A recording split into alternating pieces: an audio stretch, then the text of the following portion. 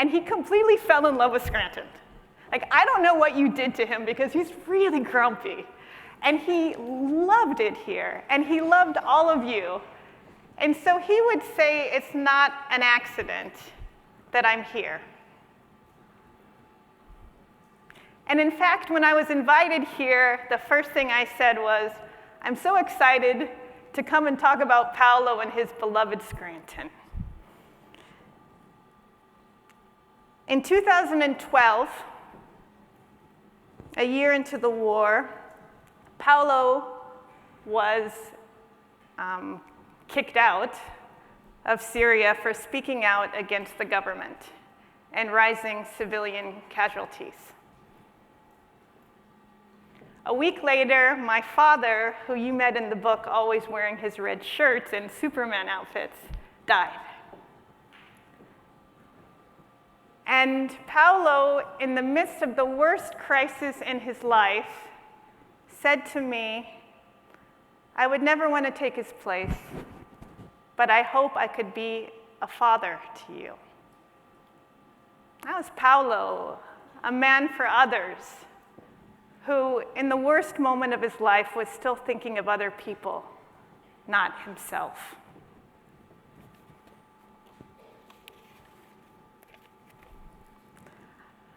I talked to Paolo for the last time. Yeah. What happened? I'm not sure what happened to the screen.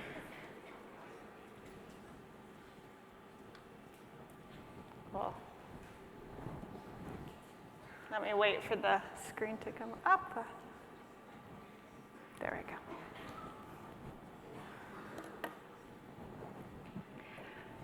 That's Paolo with my second son, Sebastian.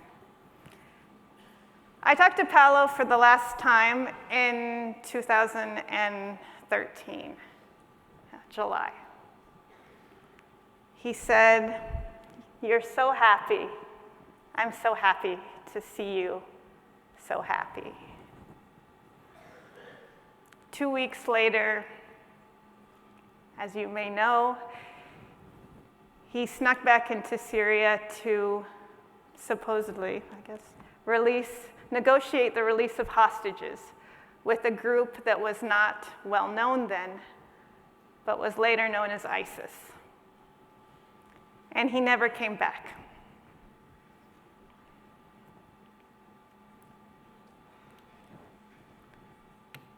But the monastery remains, and so does the community he founded.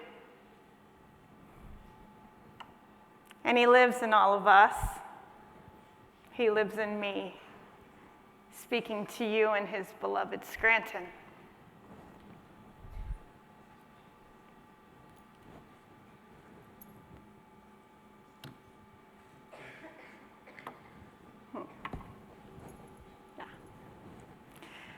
And then there was another Jesuit.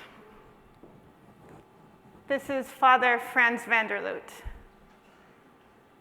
He had a farm called Al Ard, where he took care of handicapped and disabled people, both Muslim and Christian both. I went and visited him, and I saw how he loved everyone. He used to say, I don't see Muslims or Christians. I just see human beings.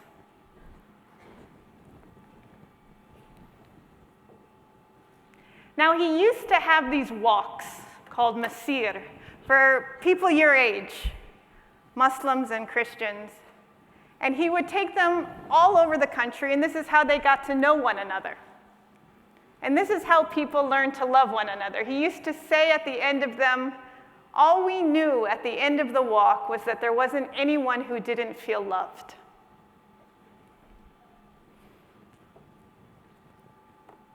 When the war started, he moved into the old city of Homs. People were starving. He was 75 years old. And he used to ride his bicycle to deliver bread to them. And in that way, he saved people's lives. But one day, someone knocked on the door, and he opened it, and he was killed. A love toujours plus grande. There is no greater love than to lay down your life for your friends. At that point, maybe we should have stopped answering the door and closed the door of our hearts. We should have said, "This is crazy, it's too dangerous." But that's not what happened. That's him on the walk. Instead, the young people like you who used to walk with him in Syria, they escaped as refugees by land and by sea. And when they arrived in Europe, they found each other again. And they started walking in his memory. And they still do that every year. A greater Christ who brings us to greater love. During the war, I really discovered the Jesuits. I thought I knew them, but it turns out there's just something so much bigger than I knew, because they were able to say yes where everyone else said no. They were able to go to the places everyone else was afraid of. They were able to stay when everyone else was leaving. They were able to see Christ when others saw only war. Jesuit refugee services brought food to Muslims and Christians alike, seeing the image of God in all of them. A Jesuit priest I know visited enemies on the same day, one on one side in the morning, his enemy in the afternoon, his heart the only thing linking them. They stayed in love and stayed because of love.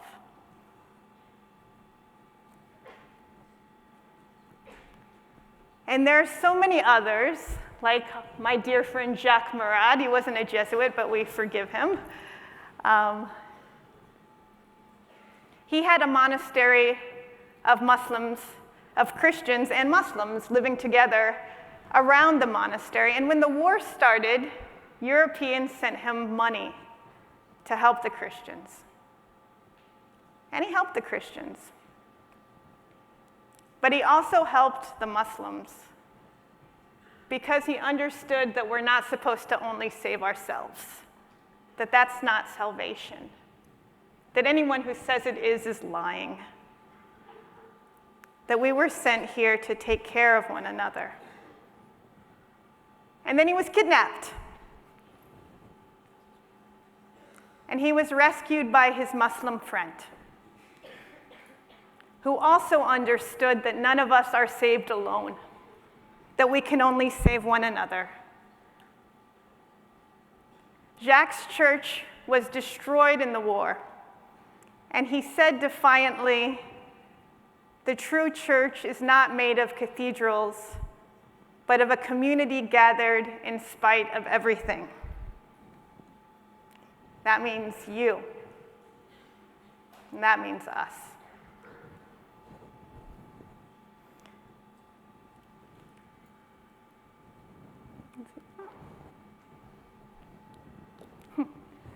That's Frederic when he was still a novice. And that's Dima, who you met in the book. In the book, she was still wondering if she should become a nun. Not only did she become a nun, but she risked her life to stay through the war. She's also my son's godmother. The war was full of, as Christian said, these hidden saints, ordinary people who lived out an extraordinary witness of love. When men and women for others, each one a glimpse of Easter in a world still nailed to the cross. Now, when I was asked to do this, well, you know I'm shy anyways, like I can't even order a sandwich, so When I was asked to do this lecture, I was really a bit overwhelmed and embarrassed because some of my heroes have been up here on this stage. People like Sister Helen Prejean, who has worked to abolish the death penalty, and Father Gregory Boyle, who works with former gang members in Los Angeles. And when they asked me to do this, somebody innocently asked me, well, what do you do? And I said, well, I don't do anything. I just write books. And then I had like a small midlife crisis, not a very small midlife crisis. But then I remembered that we lost a lot of priests in Syria, but even more journalists, 129. 129. Writers, photographers, people like Marie Colvin and Basil Shahadeh. But today I want to talk to you just about one of them, one you may have heard of. Up. Is it working?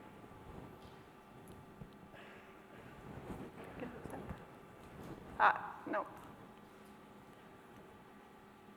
Just a second.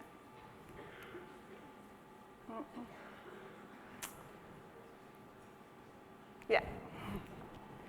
James Foley,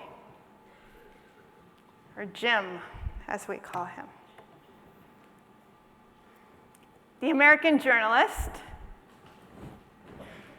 who went to Marquette and whose Jesuit education inspired him to become a conflict reporter. I never met him, but I know people who did. And everybody talks about Jim Foley in the same way, that he was just an incredible guy. He could fall asleep anywhere. He made friends easily.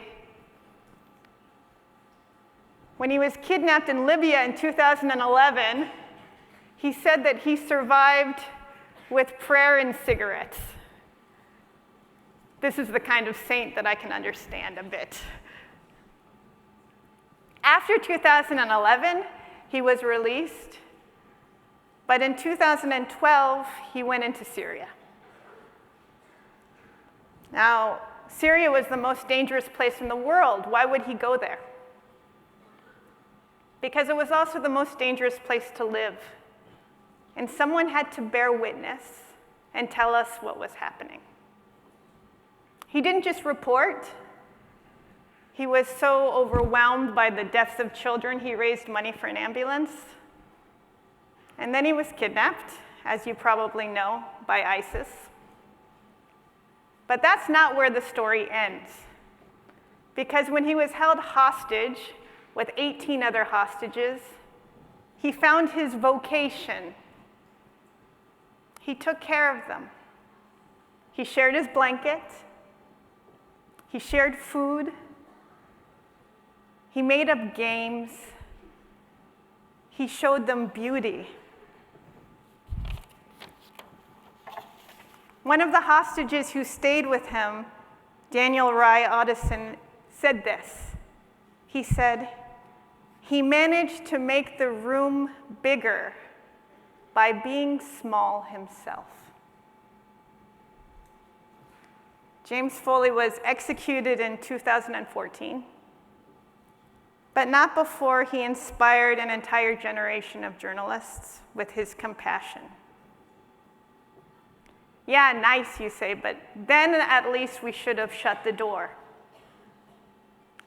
But his mom, Diane Foley, a devout Catholic, went to her priest and said, Father, pray for me that I don't become bitter. I don't want to hate. And she taught us the love greater than death. And today she helps journalists like my friends stay safe in war zones. I love toujours plus grande. Now, I'm not a conflict journalist, I'm just a writer, but the task of every writer is essentially to see to keep our eyes open. That's where we find our meaning. Now, in the story of creation, when God creates the world, he sees that it's good. That means from the very beginning, seeing and creating have been all bound up in one another. And in the Gospels, Jesus is always saying, come and see, and stay awake. Now, I tell you this because whether or not you like it, you're going to become writers in these next few years, right? All of you, everyone in this room is about to become a writer, at least for the next few years. And you're going to write a lot of essays, and your professors are going to say, pay attention and look at this and write this down and underline this. And you're going to learn to open your eyes. And you're going to start to see what is hidden beneath the surface of things. And it's going to be tempting to say, oh, I wish I could just graduate and do something with my life. But learning to see is probably the most important thing you'll ever do in your life.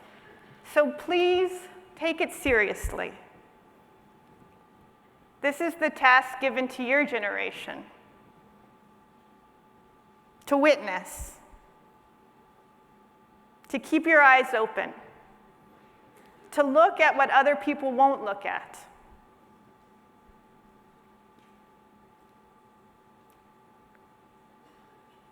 What you do in the world first depends on your ability to see what's right in front of you, but what everyone else will say is not there. Learn how to see. Look to the margins. Notice beauty. See with your hearts. Today, my life is still about Syria.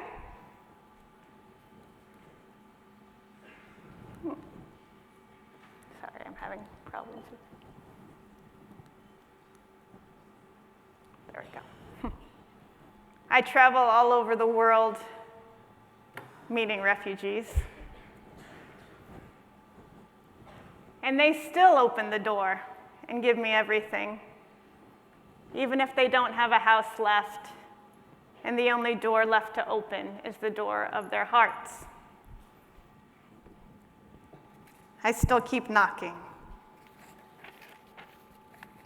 And then I've met Christ over and over again, as the Gospels tell us that we will. Now, I want to finish by telling you one of my favorite stories. If I can get their picture up. There we go. It's a story which was told to me by two refugees from Aleppo. That's Adnan, the guy, and that's Ghadir. Now, I met them in Amsterdam. I was writing about cultural heritage. And so I asked them about it, and they said, sorry, I've got nothing for you. All we had was a pharmacy. And I said, tell me about your pharmacy. And Ghadir said, which one? And I knew I had a story. So I'm just going to tell you about their pharmacy. So Adnan and Ghadir fell in love. They were two pharmacists. And when you get married in the Middle East, you get a lot of money, and you have to decide, are you going to buy a house with it? Well, they decided not to buy a house. They decided to buy a pharmacy. So they used all of their money to buy a big, beautiful pharmacy in the middle of Aleppo. They were happy. He was running it. She was teaching at the university. They had 2 kids. And everything was great.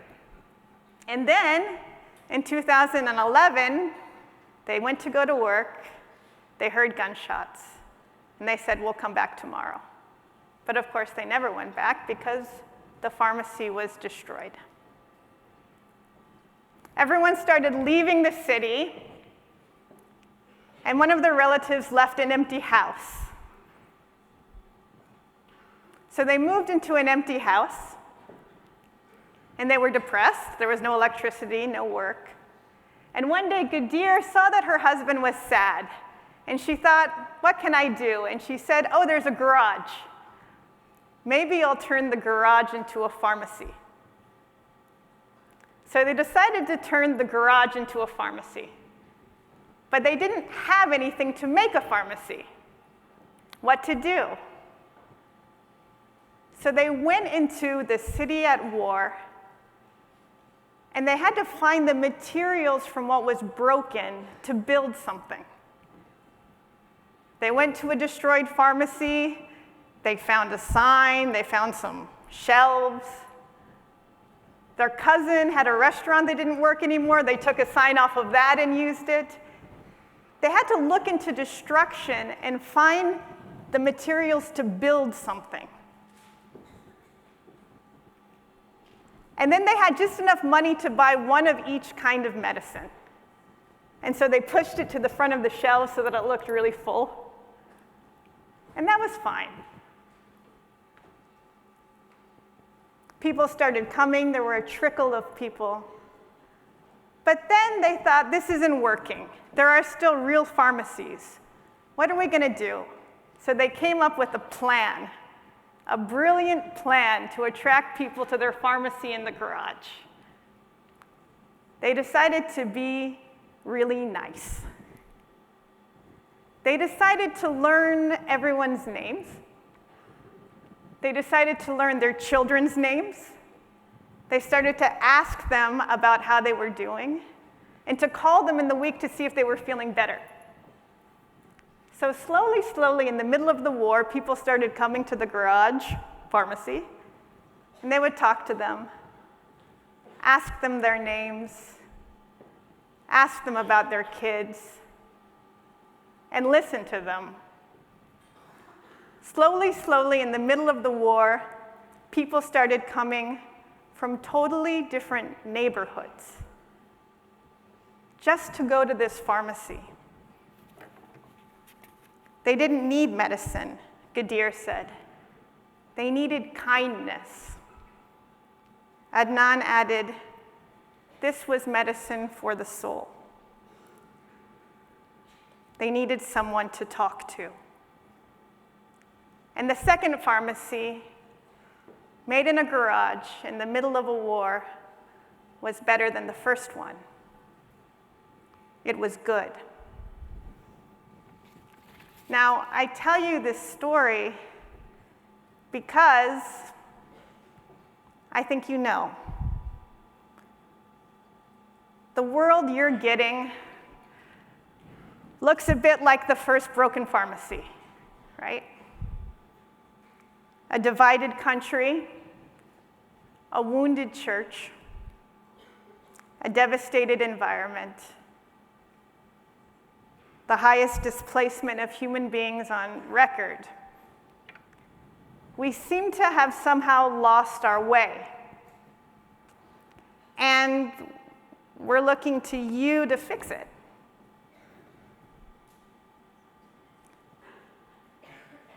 We're looking to you to look into the ruins of the broken world and build something new. And maybe you're going to be like Mary. And maybe you're going to be scared. And maybe you're going to say, how is this even possible? But this is when you will remember that here you have learned how to see. And you will have to look into the broken world with the eyes of creation. Where others see hopelessness, you'll see what is good. Where others see enemies, you'll see the image of God. Where others see the poor, you'll see Christ. You'll see the kingdom. And out of the ruins, you'll build something new, something better. A place where the tired can rest and can be listened to and loved.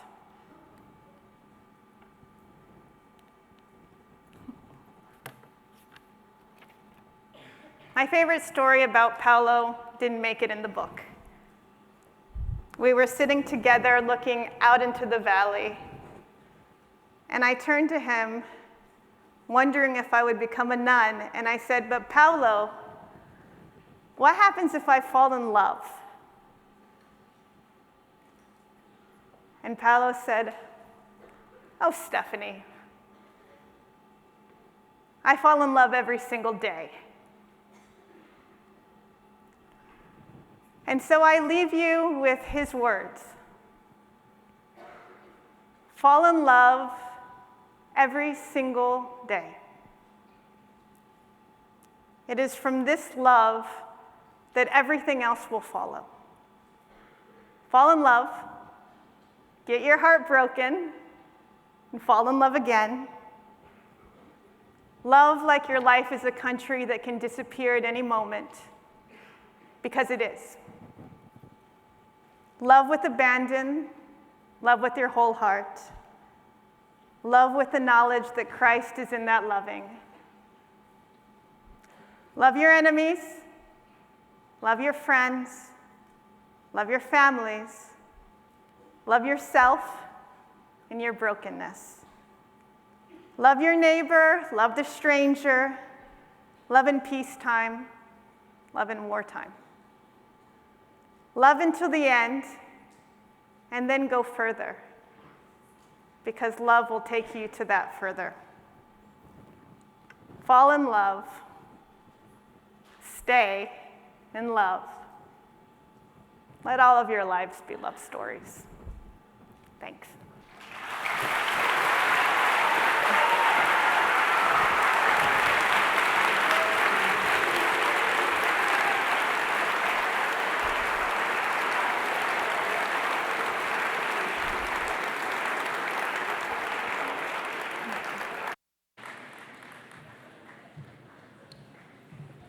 Well, now it's time for the signing of books. So thank you, Stephanie. Thank you all, and line up for book signings. Good night.